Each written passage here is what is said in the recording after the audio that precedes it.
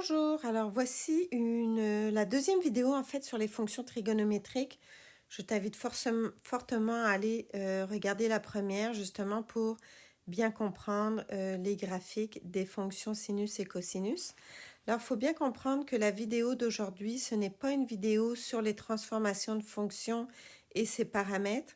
C'est vraiment une vidéo pratico-pratique sur comment tracer une fonction sinusoïdale à partir du graphique ou comment trouver le graphique à partir de la fonction. Donc, première chose à faire, c'est il faut absolument que tu connaisses les graphiques de base, ces 4 graphiques de base.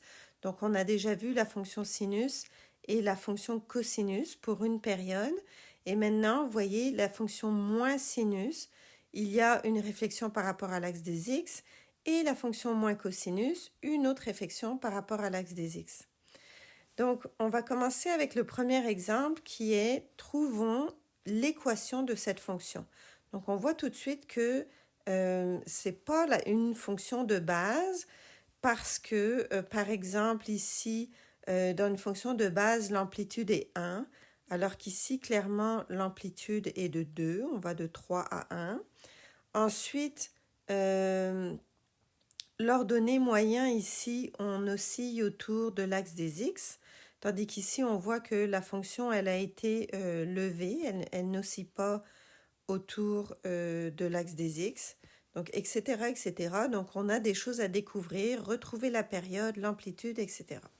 Donc, commençons tout de suite avec le choix de la fonction. Fait que ce qui est intéressant quand on cherche l'équation d'une fonction trigonométrique, c'est qu'on a le choix. On pourrait choisir soit un sinus, soit un cosinus, positif ou négatif. Donc, comme il fallait faire un choix, pour cet exemple, pour commencer, on travaille avec la fonction moins sinus x. Alors, quand on travaille avec la fonction moins sinus x, c'est important d'aller encadrer, sélectionner dans notre graphique une période qui représente le même dessin que la fonction de base moins sinus x. C'est ce qu'on a fait ici en rouge. Maintenant, on va aller chercher toutes nos informations à partir de ce carré. Donc, premièrement, la période. Donc, on voit ici que la période, on peut la calculer. Donc, c'est en fait la largeur de notre boîte. On voit qu'on a un cycle ici. Donc, un cycle représente la période. Donc, ça va de pi sur 2 jusqu'à 5 pi sur 2. Donc, pour trouver la longueur d'un cycle, la période va être calculée en faisant 5 pi sur 2 moins pi sur 2, qui nous donne 2 pi. Ensuite, je vais aller calculer l'amplitude. Donc, l'amplitude, c'est un peu comme la demi-hauteur de la fonction. D'accord? Donc, ça se calcule en faisant le max moins le min divisé par 2. Ici, notre max, il est 3. Notre minimum, il est moins 1. Donc, si je divise 3 moins moins 1 divisé par 2, ça me donne 2, qui est notre période. Ensuite, l'ordonnée moyen, c'est l'axe sur lequel la fonction va osciller. Donc, on voit ici que l'ordonnée moyen est la droite y égale 1, parce que c'est bien au centre de notre boîte ici. Donc, on marque ici ordonnée moyen est égal à 1. Nous arrivons maintenant au déphasage. Donc, le déphasage, vous voyez ici, par exemple ici ou ici, le déphasage est 0 parce que notre boîte est complètement ici placée à x égale 0, donc collée à droite sur l'axe des x si on veut. Tandis que par contre ici, notre droite a été déplacée.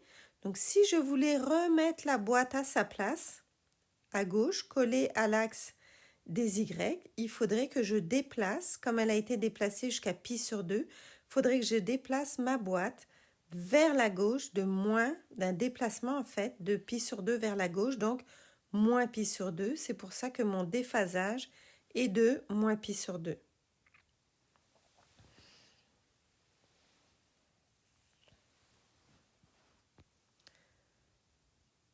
Donc, on continue avec l'équation comme telle. Donc, comment je vais écrire mon équation avec toute l'information que j'ai ici obtenue. Donc, on commence ici avec l'équation. Donc, on sait qu'on a un sinus qui est négatif. Ensuite, on a notre amplitude qui est en fait notre étirement vertical. Ensuite, ici, à l'intérieur de l'équation de la fonction sinus, on a 2π sur p, la période, qui représente notre étirement horizontal, plus le déphasage qui est le déplacement vertical, horizontal, pardon, et leur donner moyen le déplacement vertical, pardon. Donc, à partir de toutes les informations qu'on est allé chercher, on est capable d'écrire l'équation de notre fonction parce que notre amplitude est 2. Notre fonction, c'est une fonction sinus négative qu'on a choisie. Ensuite, pour trouver la valeur de 2π sur p, comme p est 2π, donc ça nous donne 1, x moins le déphasage qui est de moins π sur 2 et l'ordonnée moyen qui est de plus 1.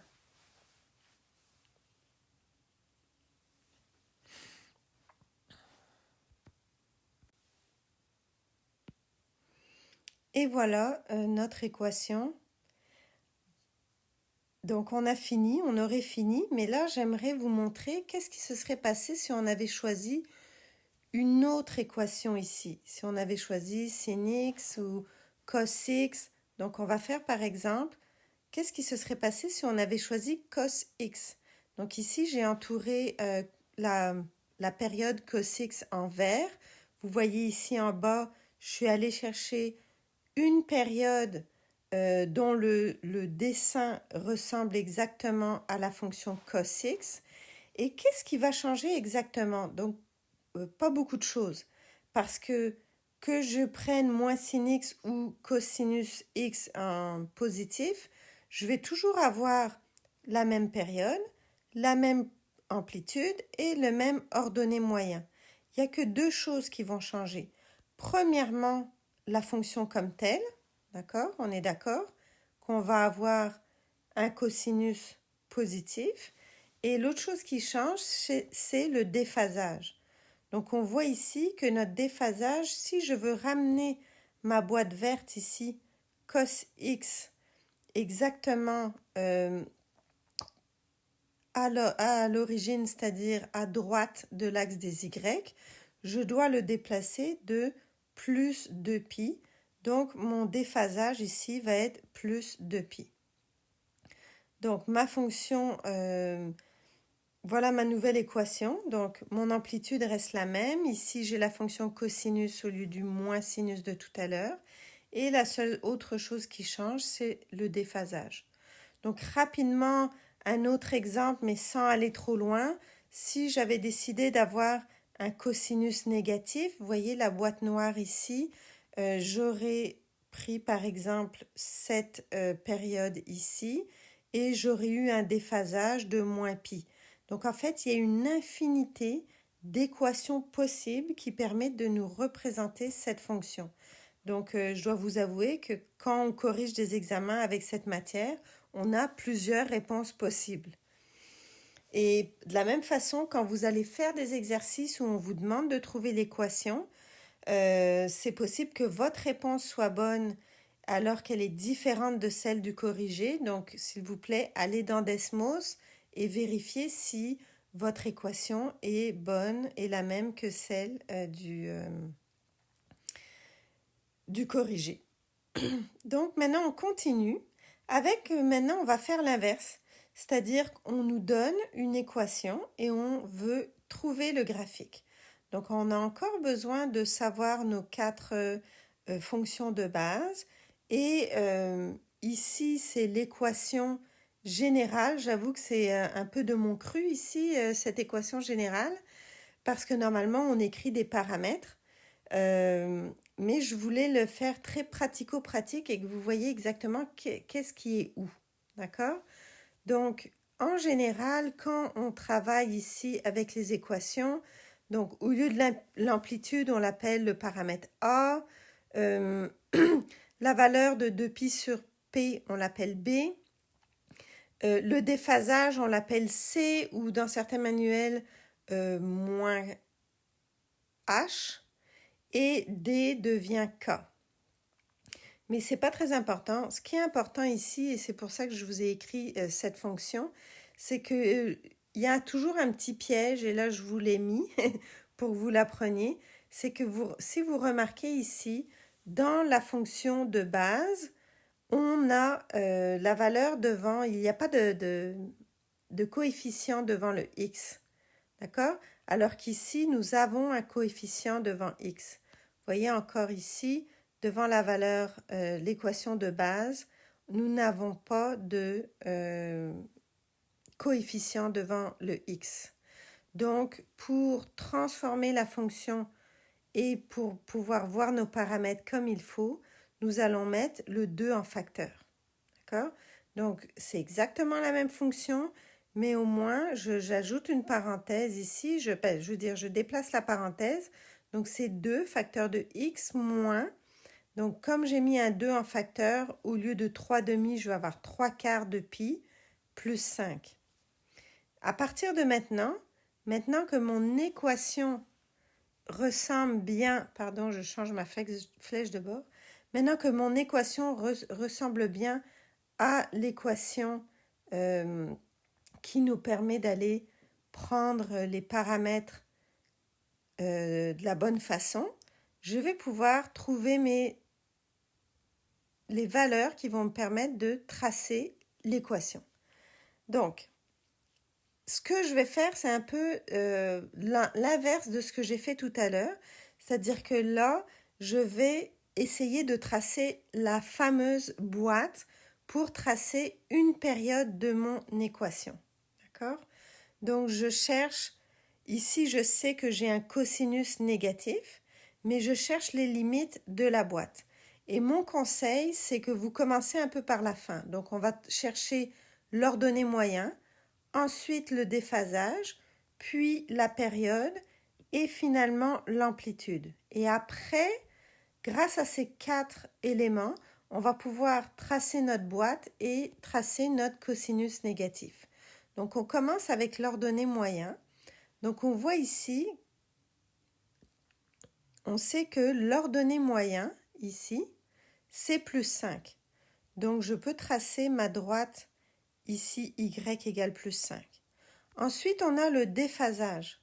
Le déphasage, il est de moins 3 pi sur 4. Donc, je sais que la boîte a été déplacée vers la droite, d'accord? Parce que si je veux la remettre sur l'axe des Y, il faudra que je fasse un déplacement de moins 3 pi sur 4. Donc, ça veut dire que notre boîte, elle a été déplacée de 3 pi sur 4 vers la droite. Le déphasage, en fait, est de 3 pi sur 4. Donc, le début de ma boîte va être ici à 3 pi sur 4. Ensuite, la période, on sait que le 2 ici représente 2 pi divisé par p. Donc, je me fais une petite équation ici. 2 pi divisé par p égale 2. Donc, si j'isole p, ça va me donner p égale pi. Donc, la largeur de ma boîte est égale à pi. Donc ici, vous voyez, je suis partie avec un quart devant pi. Donc, c'est la même chose que je fais ici. Donc, la longueur des pointillés mauves au pointillé bleu est bien de pi. Maintenant, il faut que je sache la fameuse hauteur de ma boîte. Mon amplitude est écrite ici en valeur absolue. Mon amplitude ici, c'est 15. D'accord? Donc ici, je sais que la demi-hauteur de ma boîte, à partir de l'axe des Y, est 15. Donc je vais avoir 15 en haut et 15 en bas. Et voilà, ma boîte et j'ai toutes les limites de ma boîte. Je peux tracer ma boîte. J'ai bien ici une période de pi. J'ai une amplitude de 15. J'ai mon ordonnée à l'origine ici excusez-moi, mon ordonnée moyen, l'habitude, hein. L'ordonnée moyen est bien y égale 5, on l'appelle aussi l'axe d'oscillation. Et on a vu que notre boîte, si je voulais la replacer ici, collée à l'axe des Y, il faudrait que je la déplace de moins 3π sur 4 parce qu'en fait, elle a été déplacée vers la droite.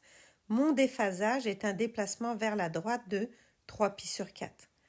Donc, pour la replacer, il faudrait que je fasse moins 3π sur 4. Donc, c'est pour ça que j'ai mon déphasage de 3π sur 4. Maintenant, le dernier défi pour les artistes, c'est d'aller tracer notre cosinus négatif. Donc, c'est lui ici qu'on doit aller tracer pour faire quelque chose de pas trop laid. Comment je vais fonctionner, c'est que je vais me mettre des points de repère. D'accord? Donc, mes points de repère ici, c'est que je me trace un petit axe très pâle ici pour le centre parce qu'on voit que la période que j'ai à dessiner est symétrique. On voit ici qu'on va passer où ça coupe l'ordonnée moyen, c'est exactement au premier quart et au troisième quart. Donc, je me suis mis des petits traits ici. On voit que ça va passer par le sommet et également en bas, ça passe par les coins inférieurs de la boîte. Donc, une fois que je me suis fait ces repères, je peux tracer ma fonction cosinus négatif plus tous ces petits amis à gauche et à droite parce qu'on sait que c'est une fonction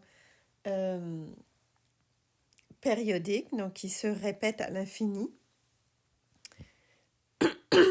Et si je veux que ça soit encore plus beau, je peux ensuite la tracer avec un crayon plus épais. Donc voilà pour le graphique des fonctions sinusoïdales. J'espère que ça vous a aidé. Je vous invite à pratiquer beaucoup. Une fois que vous en aurez fait plusieurs, vous allez devenir très bon. Merci pour votre écoute.